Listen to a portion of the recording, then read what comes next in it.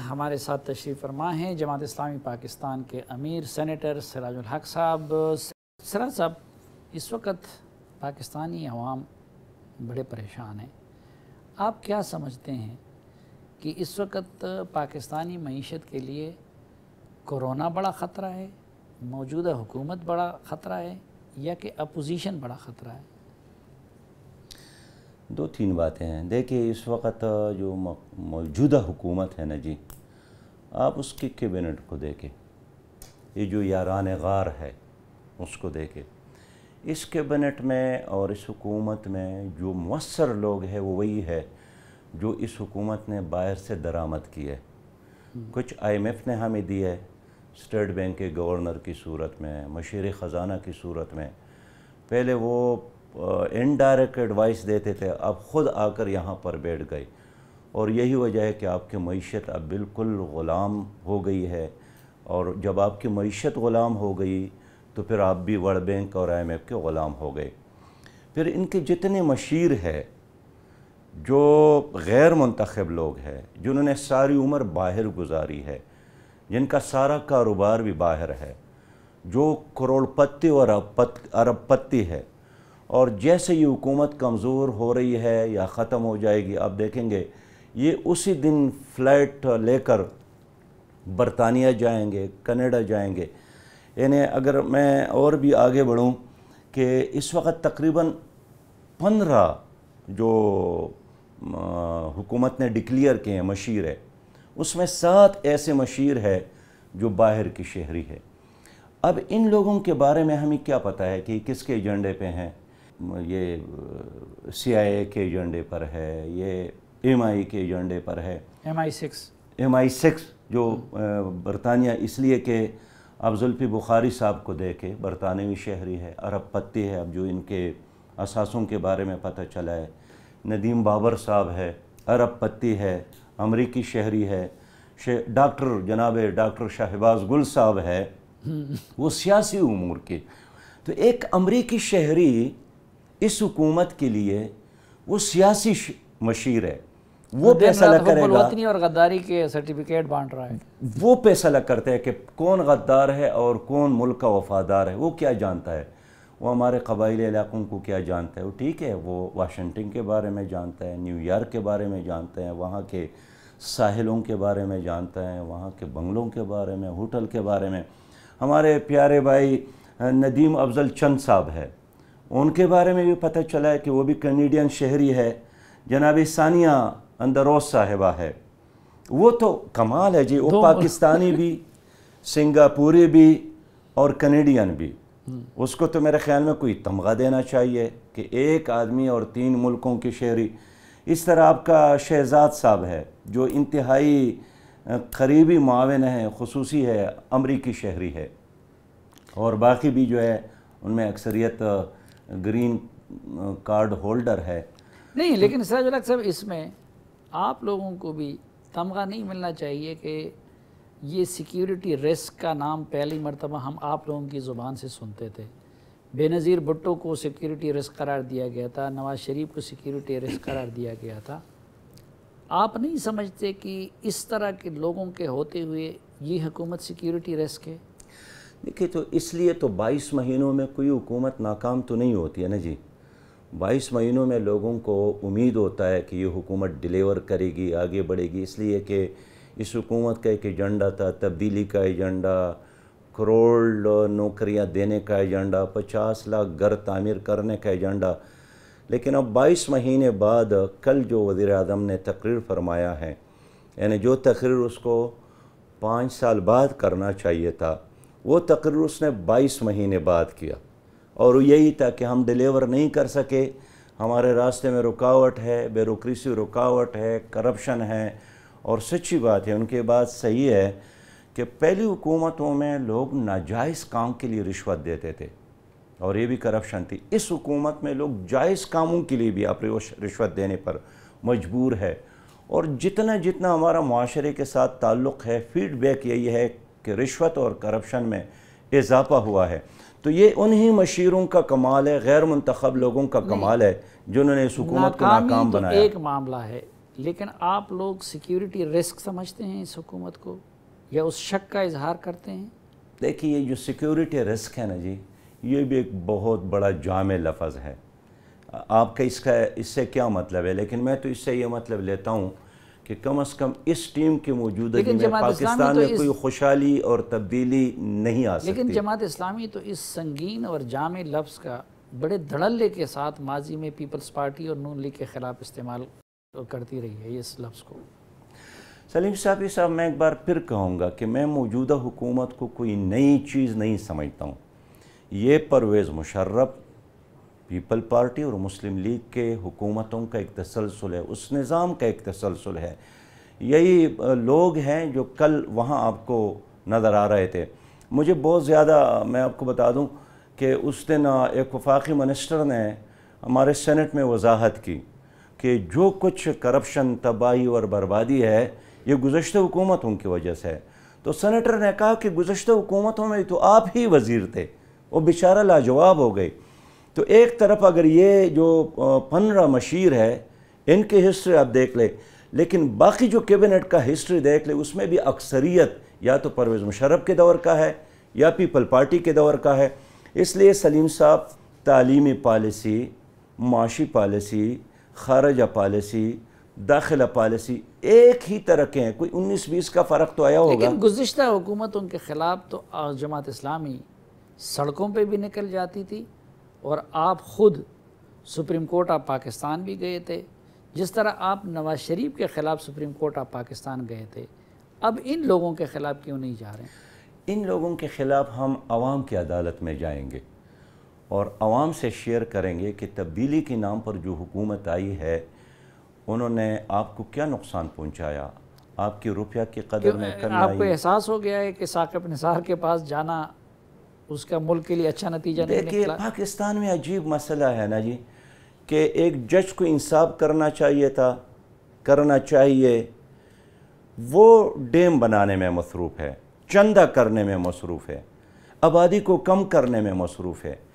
ایک ڈاکٹر کو علاج میں دلچسپی لینا چاہیے، وہ کسی اور کام میں مصروف ہے. تو میرے خیال میں جب تک ہر ادارہ اپنا کام نہ کرے اور ہر آدمی اپنے فرائض جو اس نے جو حلف اٹھایا ہے، اور یہی وجہ ہے کہ ثاقب نثار نے اعلان کیا نا کہ میں ڈیم بناؤں گا، اور پھر اعلان کیا کہ میں آبادی کو کم کرنے کے لیے جہاد کروں گا. اب جیسے فارغ ہو گئے، پتہ نہیں چلا کہ وہ جہاد کہاں کر رہے ہیں. وہ جہاد کرنے میرے خیال میں برطانیہ گئے ہیں، اور ڈیم کہاں بنائیں گے ابھی پتہ نہیں چلا. تو سارا نظام جو اس وقت ہے یہ ایک تسلسل میں سمجھتا ہوں، اور یہی وجہ ہے کہ ہمیں افراد کو ڈسکس کرنے کے بجائے نظام کو ڈسکس کرنا چاہیے کہ جب تک یہ نظام ہے اور لوگوں کے اندر شعور عام نہ ہو اس نظام سے چھٹکارا پانے کے لیے، تو ٹھیک ہے عمران خان نہ صحیح، کوئی اس کا اور چچا زاد آئے گا، کوئی شاہ محمود قریشی ہو، کوئی جہانگیر ترین ہو، کوئی اس طرح اور کوئی آدمی ہو. دینی جماعت کے لیڈر سے بھی یہ توقع کی جاتی ہے کہ وہ سب کے بارے میں یکساں انصاف کرے گا. اب آپ نے نواز شریف کو سنگل آؤٹ کر کے تو ان سے فارغ کروا دیا. کیس پہلے آپ لے گئے تھے، اب پاناما میں باقی جتنے نام تھے ان کا پھر کسی نے نہیں پوچھا. یہ اب آپ دیکھیں کہ ان کو اقامہ پہ ڈسکوالیفائی کیا گیا، ادھر لوگوں کی سٹیزن شپ نکل رہی ہے اور وہ بیٹھے ہوئے ملک کے مختار بنے ہوئے ہیں، باہر پراپرٹیاں. تو جماعت اسلامی کے امیر سب کے ساتھ یکساں سلوک کیوں نہیں کرتے؟ اب دیکھیں میں آپ سے اتفاق کرتا ہوں، ہمیں یکساں سلوک کرنا چاہیے. نواز شریف صاحب کا مسئلہ یہی ہے کہ اس کو اللہ تعالیٰ نے 1 نہیں 2 نہیں 3 نہیں بار بار موقع دیا. پیپل پارٹی کا مسئلہ یہی ہے کہ اس کو اللہ تعالیٰ نے بار بار موقع دیا.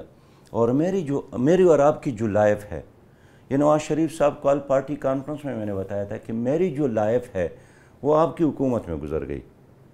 اس لیے کہ جب سے ہم نے